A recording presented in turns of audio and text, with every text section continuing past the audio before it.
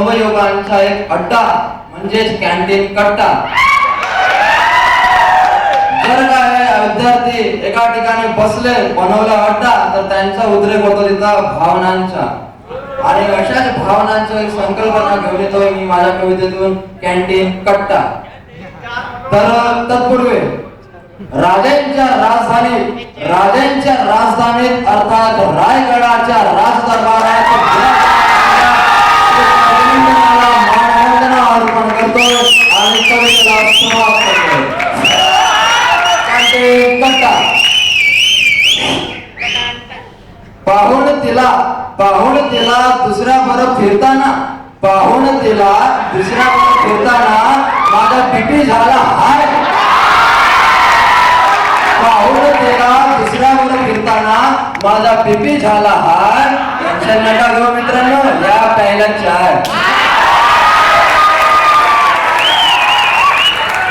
कितीही जवळची पोरगी असली तरी विश्वास ठेवायचा नाही. कितीही जवळची पोरगी असली तरी विश्वास ठेवायचा नाही. लबाड आहे दुनिया, पाय घसरून घ्यायचा नाही.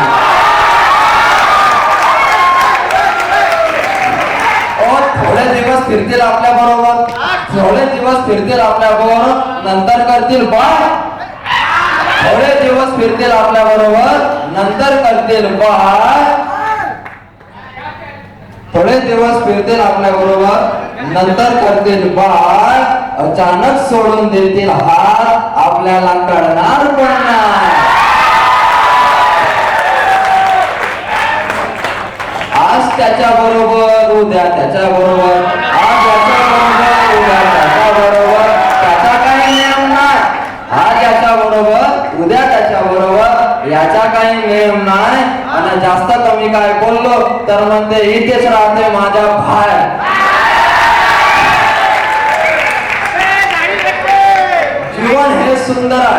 जीवन हे सुंदर आहे असं हताश व्हायचं नाही. तिच्या विरहात आपली जिंदगी बर्बाद करायची नाही. तिच्यापेक्षा ही सुंदर बायको मिळणार हाय हाय. तिच्यापेक्षा ही सुंदर बायको मिळणार हाय हाय.